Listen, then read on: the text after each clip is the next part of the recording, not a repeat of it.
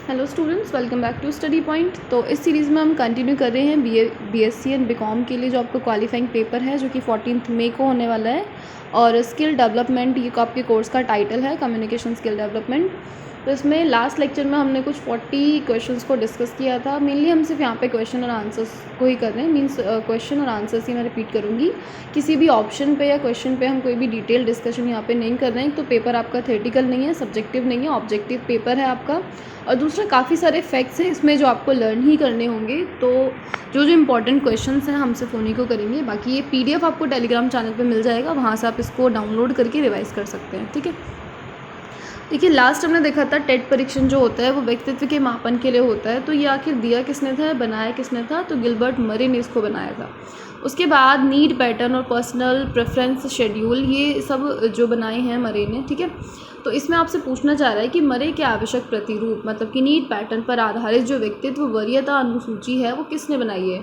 तो इसको बनाया है एडवर्ड्स ने। ठीक है, इसके बाद है कौन सा कारक व्यक्तित्व का निर्धारक है? काफ़ी इंपॉर्टेंट है। तो देखिए आपके व्यक्तित्व का जो निर्धारक है वो आपके सांस्कृतिक, जैविक और सामाजिक तीनों ही चीज़ें इसके अंदर आती हैं। तो ऑप्शन होगा आपका यहाँ पे उपयुक्त सभी।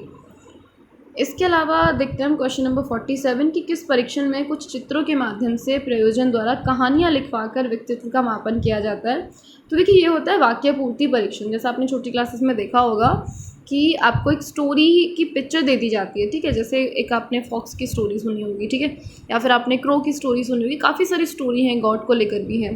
तो स्टोरीज़ की पिक्चर जनरली बुक्स में दे दी जाती है। स्टोरी जो होती है वो इनकम्प्लीट फॉर्म में दी होती है, like fill in the blanks की फॉर्म में। आपको पिक्चर्स को देख के स्टोरी को कंप्लीट करना होता है।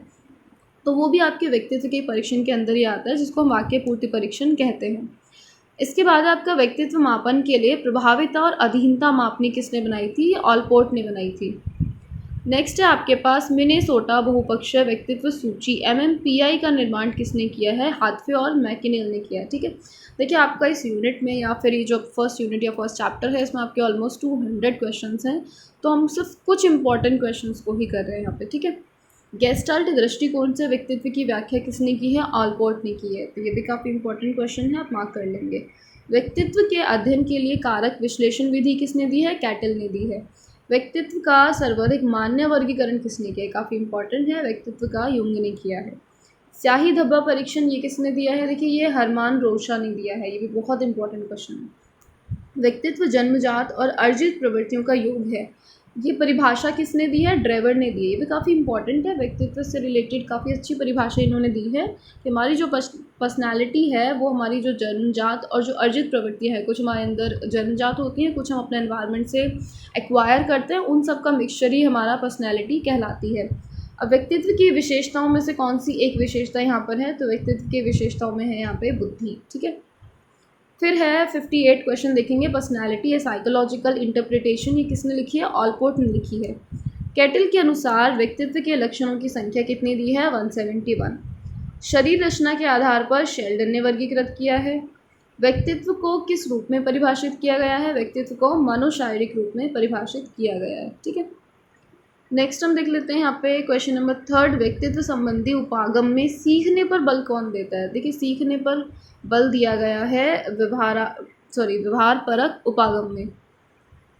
उसके बाद हम देखेंगे नेक्स्ट इंपॉर्टेंट क्वेश्चन, लैटिन भाषा में पर्सोना का क्या मतलब होता है? पर्सोना का मतलब होता है मुखौटा। पर्सोना से ही आपका पर्सनैलिटी वर्ड बना है।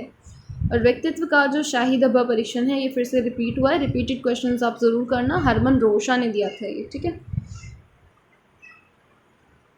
नेक्स्ट है हमारे पास चिड़चिड़े व्यक्ति में किसकी अधिकता होती है? तो चिड़चिड़े व्यक्ति में पित्त की अधिकता होती है। ठीक है, नेक्स्ट है the autonomic function and personality book, किसने लिखी है? तो ये बुक लिखी है E.J. केम्प ने। ठीक है, नेक्स्ट हमारे पास जो इम्पोर्टेंट क्वेश्चन यहाँ पे रहेगा, जो लोग सहमत होने में उच्च होते हैं वे किससे अधिक होते हैं? ठीक है, भरोसेमंद अधिक होते हैं। किस में अधिक होते हैं ये होना चाहिए था यहाँ पे। नेक्स्ट है सकारात्मक व्यक्तित्व लक्षणों में से कौन सा शामिल है? तो सकारात्मकता में आपका महत्वाकांक्षा आ जाएगी। प्रत्येक व्यक्ति अपने व्यक्तित्व से क्या होता है? अद्वितीय होता है। नेक्स्ट क्वेश्चन है हमारे पास, कभी कभी कठिन परिस्थितियों के कारण व्यक्ति की डैश जाएगी, लेकिन इसमें काफ़ी समय लगेगा। तो देखिए, जब कठिन परिस्थितियाँ आती हैं तो क्या बदल जाता है, हमारी पर्सनालिटी बहुत ज़्यादा चेंज हो जाती है, क्योंकि जब हमारा माइंड अपसेट होता है तो हम उसी अकॉर्डिंग बिहेव करने लगते हैं, लोगों को हम उसी तरीके से ट्रीट करते हैं, और जब हम खुश होते हैं तो हम उनको अलग तरीके से ट्रीट करते हैं। तो हमारे मूड का या फिर हमारी कठिन परिस्थितियों का हमारी पर्सनालिटी पे पूरा पूरा इफेक्ट पड़ता है।